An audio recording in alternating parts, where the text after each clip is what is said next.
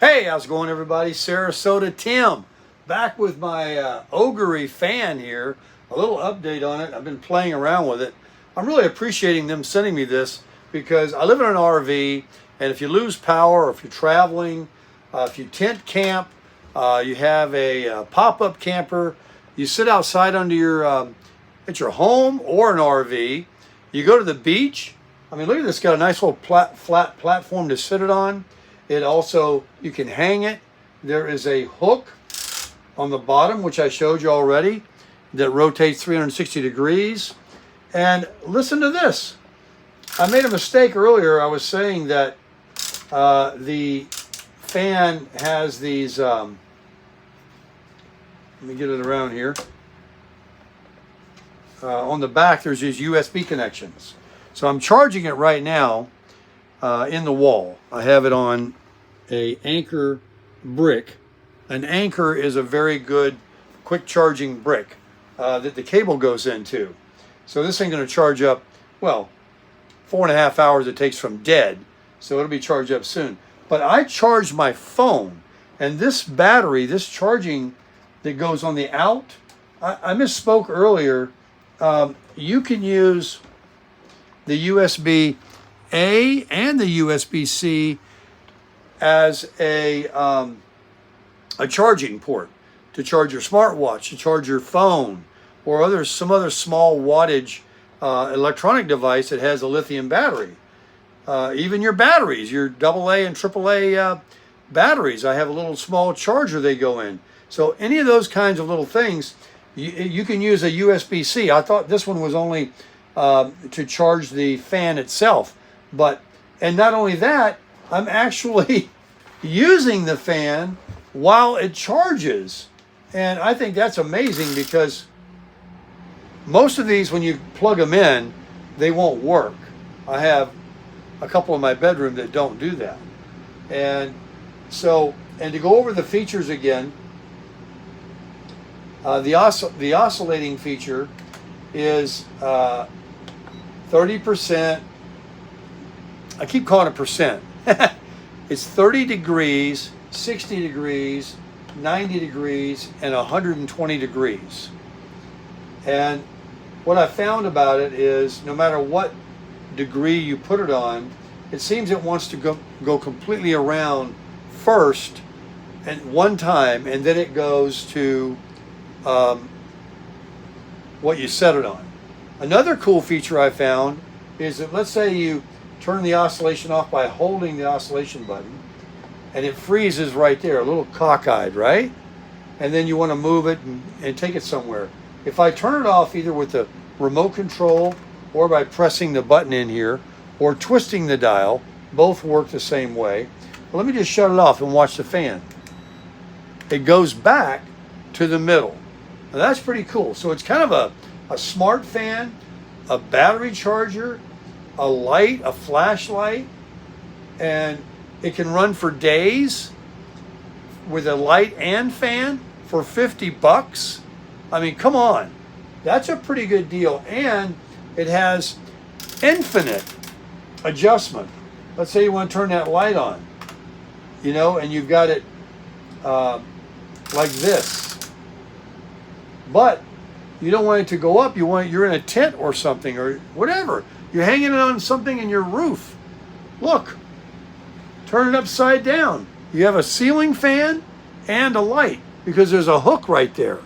You just fold that out and you can twist that hook 360 degrees. And then if you turn this, you have this here and it oscillates. Let me turn that light out. There you go. This fan is really nice. I mean, it's a pretty good value for $50. And you get a remote control with the battery in it. And it's not a AAA or anything. It's a watch battery. So that should last for quite a while. And you can recharge this lithium fan probably thousands of times. So you turn it on, and it defaults to 25% fan speed. The fan's only about a 3-inch blade. It doesn't put out the wind. It's 5 miles an hour. This is something that you need, you know, within a few feet away. I'm sure in a dead still room, even 10 or so feet away, you're going to feel it after just blowing for about 10 seconds. The wind's going to come to you, but it's nice to have kind of close. And if you don't want it just blowing right on you, let's say it's a cooler time of the year and you don't, it kind of makes you cold. So you just, hit the old oscillation button and there it goes, starts moving around. And again, if I turn it off by pushing this button, it's going to go right back to the middle before it stops. And it stays nice and flat like it's supposed to be. So I want to thank OGERY again. There'll be a description in the video if you'd like to get one on Amazon. It's their link. I tried to use my link, and I think it's on there too. It looks like it's a bunch of numbers. I don't know, but they have the small link. Either one that takes you there, you feel free to get one. And this USB-C to C, if you have an iPhone or an Android, that's what they take as a USB-C. You have another charging cable to charge your iPhone. If you have a 14 or 15 or newer, they use a USB-C now, not the Lightning port that the older iPhones have. So it really has got a lot of cool features that I've been discovering in the short time that I've owned it here. And I just can't wait till tonight to use it like a low lighting, have myself a little flood lighting in here while I'm watching TV without having these overhead LEDs on. And I can turn these out, only have one on, but I leave them all on so when I hit the button, they all come on. But this is nice for a little change. And the remote control just makes it so convenient. And I'll make some more videos about it as I review it more and experience it. But I would definitely recommend it for $50. It's definitely worth it. It runs for days, and it comes ready to go in the box. You can even put your remote right here. Look at this. Goes right in there. So you never lose it. And then you've got, like I said, these two USB charging ports. And the only one that's an in is the USB-C. In other words, you have to use a USB-C cable, not just this one, to charge the battery, which is great.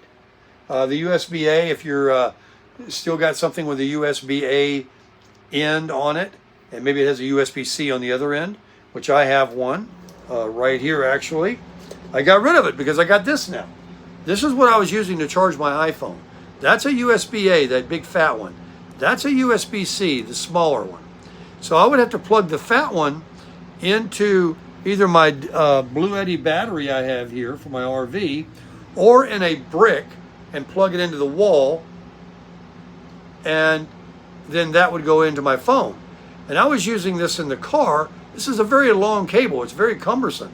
And so I'm putting it away. It's just a spare now. Plus my car, I have a newer Honda. It only has USB-C connection, which is the newer, most popular connection. People are getting away from the A. It's kind of antiquated. You have to put it in the right direction too. Where a USB-C, you can put it in up or down. Anyway, so I just got rid of this cable. It's a spare now, and I'll be using the cable that was supplied to not only charge my phone either with the fan, or I'll use it with my Anchor, or I can use it in my Blue Eddy, or I can use it in my car. And then it also charges the battery of the fan. So you get all these benefits. And if you have an Android phone, I don't want to leave that out. That's what this takes too, is a USB-C. And it's a nice length. That's the size I like. It looks like it's about, 4 feet or something. 3 or 4 feet. That's perfect. These 10-foot cables, forget it. It's everywhere. I've tried to wind some of it up in the middle. All you get is a big heavy clump like an Anchor. It's just, I'm glad I'm not having to use it now. But it's a good spare. So OGERY fan with a 20,000 milliamp battery and remote control with 3 brightnesses of LED light crushes it.